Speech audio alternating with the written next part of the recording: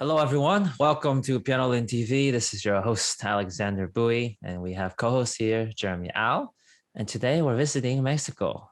We have Moisés Barradas, a classical pianist and a wonderful longtime friend since 2012. And we are excited to have you here talking with us about challenges as an international student and facing the reality of making a living as an artist. Hello, Moises. Hello, Alexander Bowie. Thank you very much for the invitation. Thank you, Jeremy, as well, for this space that you are providing in order to connect with other musicians. Yes, and COVID-19 has given us artists a lot more challenge than before. Indeed. It has been a so difficult Moises, time. Yes, so tell us, what have you been doing since you graduated Manhattan School of Music? Moises did a bachelor and a master's, and right now he's actually. I'm just gonna let you introduce yourself because you have a very prestigious position in Mexico. Well, since I graduated in 2018, I came back home in order to contribute what I learned in New York City and give back to society in Mexico, all the knowledge I was able to obtain when I was studying back in New York City, back in MSM. And they invited me to work at the Conservatory of Music in the state of Veracruz. The name of the conservatory is Instituto Superior de Música de Estado de Veracruz. And it's a conservatory with one of the junior orchestras, one of the most famous junior orchestras, youth orchestras in Mexico. And I have been working there since 2018. I have a position where I am in charge of look up at the course curriculum and make changes of it, propose new classes, and well, that's my main job there. And sometimes I teach. Mm-hmm. That's my main work at the conservatory, but also I do other things. Okay, you wanted to talk about today your challenge when you came to US to study as international student. Maybe could you talk a little bit about your experience? Yes. Well, it was a very beautiful journey and a big challenge because, first of all, I think even for US citizens, it's very difficult to pay the cost of tuition at those private conservatories. And if it's expensive for US citizens, well, it's more expensive for international students, especially people from Latin America. From that our economy is very is not as strong as the US economy. So that was the first challenge. Find scholarships, find sponsors in order to be there. And once I got there, I faced another challenge. That was to keep up with the level, with the assignments, because everyone is good. Everyone is very, very good. If I used to think that maybe back home I was a good enough pianist, once I got there, I was like, no, I am here and people are here. That was a very big challenge. In order to at least balance my talent and practice a lot. That was a very, very big challenge. Those were the First, two challenges, the most important challenges, I think, because once I was there, I was able to connect with my classmates. I made a lot of friends. I am a very sociable person, and it was not difficult for me to make friends and keep up with all the classes. I think I was a good student as well. And the most difficult part was to achieve that proficiency in piano playing. Because how I said, everyone is extremely talented. And sometimes that is a motivation. And sometimes it can bring you down a little bit sometimes, you know, because you face as well your own you look at yourself at the mirror and you realize your weaknesses and the areas that you have to work the most in order to achieve that proficiency in your instrument. Right, that's skills. Like self-criticism of yourself. When you look back at yourself and you look at the other students and say, wow, really good. And I don't think I'm that level yet. Indeed. And also another challenge as an international student, well, there is a lot of paperwork you have to do before in order to get there. Since getting your certifications in English, the TOEFL test, and all this process in order to get your visa. I don't know if Jeremy is U.S. citizen or not. You are a U.S. citizen, right, Alex? Yes, I'm U.S. citizen. Both are U.S. citizen. Well, as an international student, all the paperwork in order to get there is very intimidating. At some point that sometimes you just want to give up. This is a lot. It's really, really a lot. They ask for many, many, many requirements. You have no idea how many requirements you have to get in order to get the visa. And that is a challenge as well. Those I think are the three biggest challenges about being an international student: getting the visa, getting the funds in order to study there, and keep up and achieve that level of skills that you are required in order to be at that conservatory. Mm-hmm. Yeah, those are quite difficult as an international student.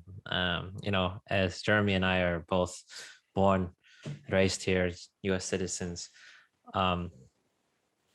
We don't know what goes in, you know, from international side, especially coming here for the first time to study in college. And many countries flock over to the U.S. Because of the education system and the value of the degree. And, you know, we also had a lot of political things as well with other countries and protection and borders, all of that stuff that we will not discuss in the podcast.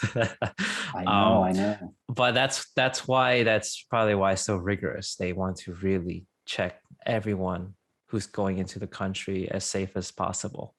And is it really you're coming here to really study? Because there are cases where people come here and fake study, you know. Yes, that's also true.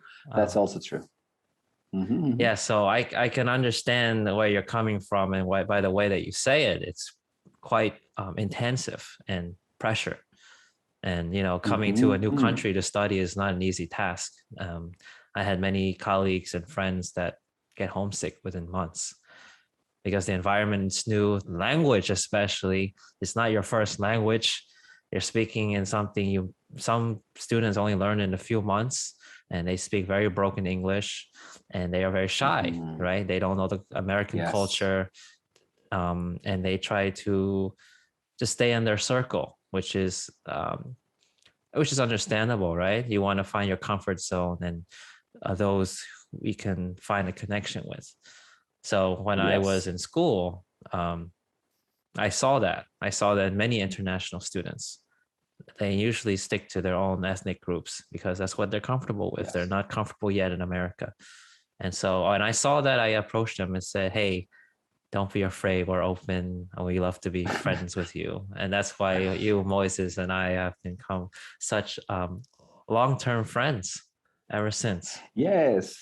Actually, I made friends from all over the world. You know, well, they were other Mexican students at MSM. It was Monica studying there too, and Juan Del Bosco, and then Rosario. I don't know if you met Rosario. Turkan, he was also a violin player. But there were very few Mexican students. And I made friends from, I made friends from all over the world. So that is also one of the gifts and privileges that you have once you arrive to another country. You meet people from other places and you create good connections. Mm-hmm. Yeah, and speaking about connections, what happens when you decide to go back to your own country to make a living? Yes. Well, as I was saying as well, it was a challenge to go to America, and also it's a challenge to come back home. Despite you have a good curriculum, despite I did my bachelor and my master's at a very good conservatory of music, it is not that easy. One might think, oh yes, it is easy. You have, well, I mean, yes, the degree it is important, you know, and it comes from a very, very good institution. But that sometimes intimidates people back in, for example, it intimidated some people back in Mexico. And it was a challenge because when I was studying there, people were expecting about me a lot. They were expecting a lot of me. They basically wanted me to be, I don't know, Horowitz, you know, the reincarnation of Horowitz. Because, oh my God, Moses is studying there, blah, blah, blah. Yes, this is okay. Then I come back and they were like, okay, no jobs for him, you know? I went to many places in order to be part, you know, a faculty or something, and they were, oh, we're not hiring right now. And then you realize that they hired another person with who made their studies in their home country, you know. And sometimes when you arrive with this kind of curriculum, it is also a challenge because people think you are overqualified. That was a challenge, and that is still being a challenge. That's why I decided to create my own opportunities. That's why back in 2017, I created a nonprofit organization here in Mexico that we began working projects on 2018. And right now we are, so far we have made a lot of, well, not a lot of projects, but so far we made 2 projects of musical initiation where we teach kids everything from zero. Those are small projects that have very specific goals. For example, to read treble clef and of rhythm, and also to play flute. You know, but very, very here we call it the Baroque Loot, and very easy melodies. We give them the instruments, and all the participants, all the kids receive all this education for free.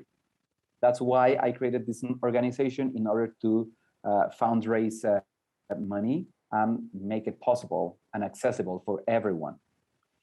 I have worked with people from very, very low income, and this has been very fulfilling personally, in order to see the happiness of these children when they receive their first instrument, you know, and when they begin to play very simple melodies. I don't know, the ode to joy in flute, and they are very, very happy.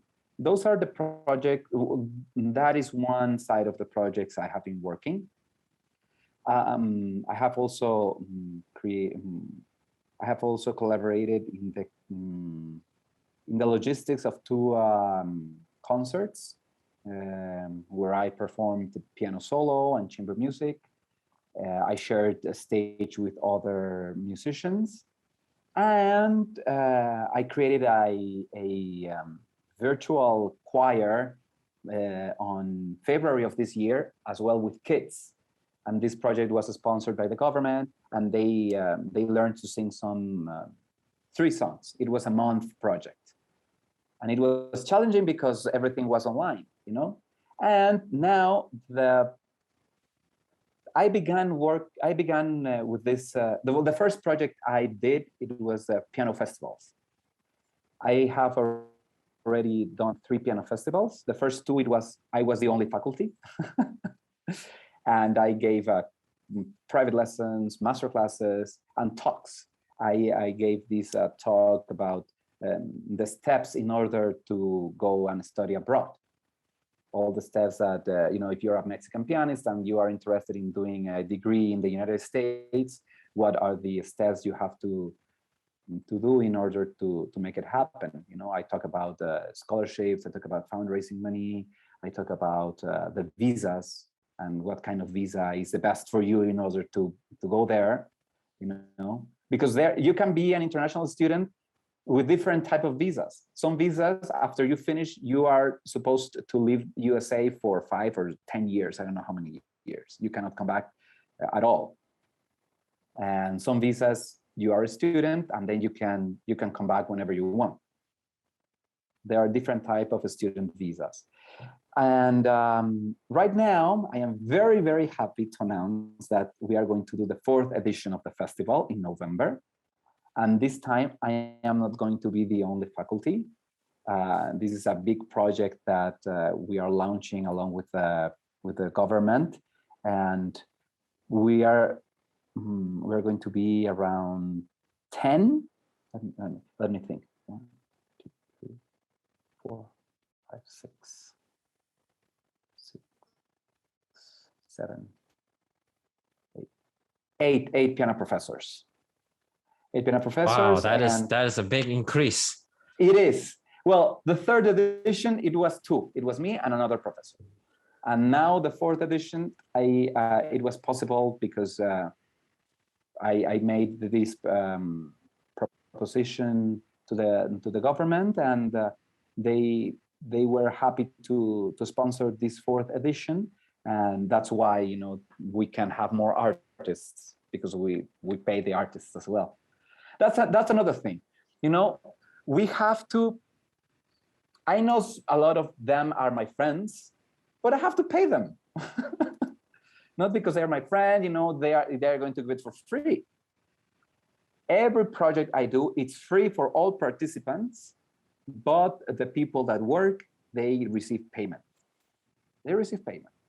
I make it accessible, and that's why I raised the money before in advance in order to make it free for all participants. But all the invited faculty, they are going to get paid. And that's what this is the result of what I said in order to make your own opportunities. And sometimes we have to create our own opportunities in order to make an impact and make your knowledge known and your voice heard. And yes, that you know, my career, all my studies at MSM were in piano performance. I haven't stopped playing piano. And it is not impossible to make a living out of being a concert pianist, but it is almost impossible. That's why you have to create your own opportunities and do many things. You have to be an entrepreneur. You have to teach. You have to, to make your own opportunities. Create your own opportunities. Yeah, that's what Jeremy did here. Yeah, he has Great. a bachelor of music and violin performance, but he's working full-time in IT. Ooh. How's that working out for you, Jeremy? It's not bad, not bad. But it's, I mean, I think it's I mean, it's great both ways, you know. But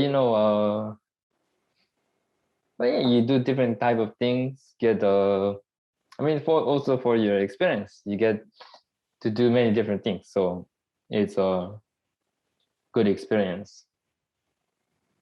Yeah, and this episode is actually very relatable to another episode we did earlier. It was about opportunities. It was from a Colombian guitarist, classical guitarist Carlos Bedoya. He was talking about opportunities when he came over to the United States and seizing the opportunities here in becoming an artist. And he is also an international student.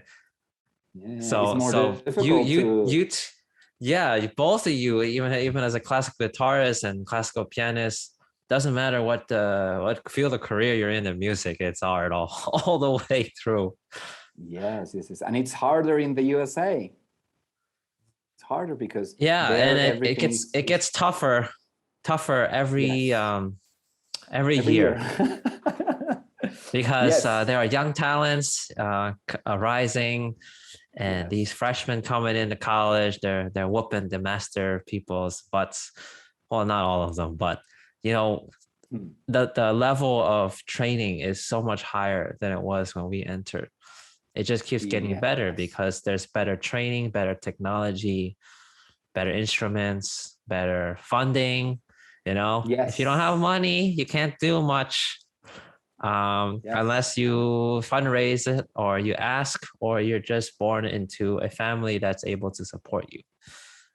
Yes. So there are so many different occasions when you want to become a musician, as Moises had mentioned. You have to put everything into consideration. Do you have money? And also, are you able to use that money wisely? You don't want to spend it all and then find yourself bankrupt and not able to fund yourself anymore. So Moises, you're doing quite well after graduating. This is probably not what you were expecting after graduation, right? Actually, it is kind of what I was expecting after I graduated. Maybe it was not my first expectation. The first 3 years, 4 years being a student, but then once you are about to finish your master degree, you are like, okay, I'm gonna teach. And I teach, but I not only teach, I do music and art related stuff. And that is very fulfilling, because I wanted to continue the path as an artist, maybe not only being a performer, but also helping other people through this kind of programs. And that is also another, that gives me a source of income. That also, I also make a living out of it. That's really important. Pay your bills. What is going to pay your bills? Yes. But I have been doing well, and I am very happy, very, very happy. That's the main thing, right? If you're happy and you know it, clap your hands. That song is very, very famous for a reason. Yes. So if you're happy and you're also, you have a stable financial income, you're well put. You're at least better than many, many people who are right now struggling to even make a living or even be sheltered or find food. We're very fortunate. And very, very talented. Very, very talented people. Yes, and there are so many talented people, and only a few can really, really make it even financially. So yeah, I know. Yeah. If you're looking for opportunities, seize them, and make sure you know how to get your funds, because that's really important to get where you want to go. And you should start with yourself and ask around your family of friends or family and friends of friends, music circle, and also businesses and governments. All of those can connect if you really work for it. And Moises, this is a great fine example of what you can do. Coming to the US as an international student from Mexico, and then going back to your home country, and then finding a stable job and being an entrepreneur, as well as being a concert pianist. You've done quite well, and it's been several years since you graduated. So kudos to you. Thank you. And also I'm also sure that you're also doing very well. You finished your DMA already? Not yet. I am still in the process. Well, if I got accepted in my DMA, I would be in the same time as you. Yes, you'll be in the DMA program. I did not get accepted, and I don't think if I want to do a DMA at this point in my life. I want to keep studying. I will continue studying, of course, but I don't know if I want a degree. I want a doctorate degree, but I don't know if as a concert pianist, maybe it can be in management of arts or something like that. Moises, you're still young. We all are. And we still have not figured out life entirely. No one knows our future, right? Yes, that's true.